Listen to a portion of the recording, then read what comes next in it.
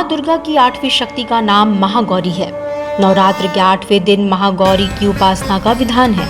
इनकी शक्ति अमोघ और फलदायिनी है। काशी में इनका मंदिर विश्वनाथ गली में माँ अन्नपूर्णा मंदिर में स्थित है। इनकी उपासना से भक्तों के सभी पाप धुल जाते हैं, साथ ही पूर्व संचित पाप भी विनष्ट हो जाते हैं। भविष्य में पाप, संताप, दैन्य, दुख भक्तों के पास कभी नहीं जाते। भक्त सभी प्रकार से पवित्र और अक्षय पुण्यों का अधिकारी बन जाते हैं। माँ गौरी का स्वरूप।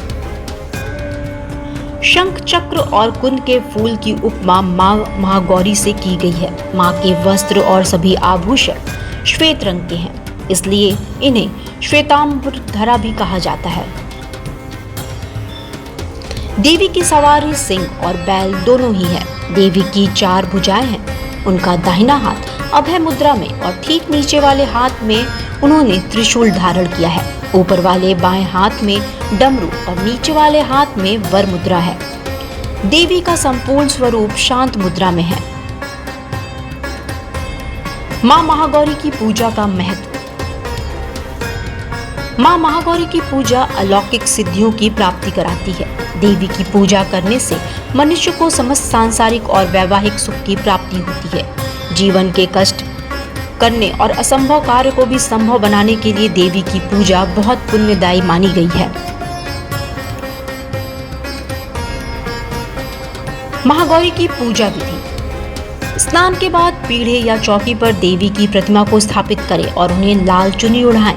इसके बाद सुहाग और श्रृंगार की सारी सामग्री देवी को अर्पित करें। फिर माँ के समक्ष फल, फूल, नैवेद्य आदि का अर्पण करें। इसके बाद माँ की धूप व दीप से आरती उतारें और सिद्ध मंत्र जाप के साथ उनकी कथा का वचन करें।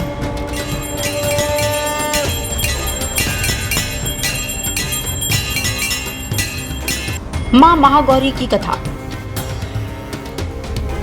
माँ पार्वती ने भगवान शंकर को अपने पति के रूप में पाने के लिए इतनी घनघोर तपस्या की कि उनका शरीर काला पड़ गया था। देवी के कठोर तप से भगवान शिव का सिंहासन हिलने लगा। तब शिव जी ने देवी को पत्नी के रूप में स्वीकार करने का वचन दिया। इसके बाद शिव जी ने उनके पूरे शरीर को गंगा जल से धोया। गंगा जल से शरीर धुलने के बाद देवी का शरीर उज्जवल हो गया। उनका शरीर कांतिवान और गौरमय हो गया। महागौरी की एक और कथा पुराणों में मिलती है, जिसके अनुसार एक जंगल में एक शेर काफी समय से भूखा था और वो भोजन की तलाश करता हुआ माँ महागौरी के पास पहुंच गया, जहां वह तपस्या कर रही थी। वो शेर अत्यंत ही भूखा था और माँ को देखकर उसकी भूख और भी ज्यादा बढ़ गई थी, लेकिन वह वहीं बैठकर माँ की तपस्या का खत्म होने का इंतजार कर रहा था।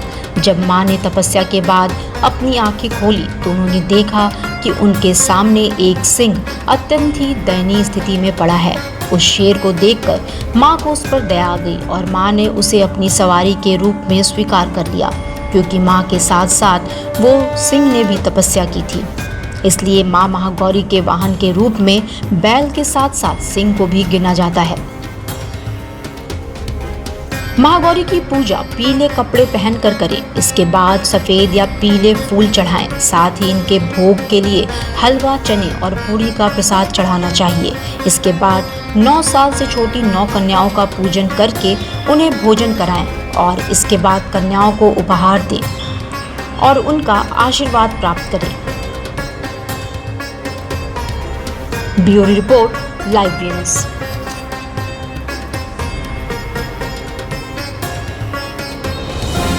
डिजिटल इंडिया का digital new platform Live VNS पिछले 7 वर्षों से बनारस की सेवा में। पाइए बनारस के कोने कोने की खबर निष्पक्षता के साथ। लाइव वीएनएस से बनारस की ताज़ा तरीन खबरों के लिए प्ले स्टोर से डाउनलोड कीजिए लाइव वीएनएस ऐप या फॉलो कीजिए लाइव वीएनएस को सोशल मीडिया पर।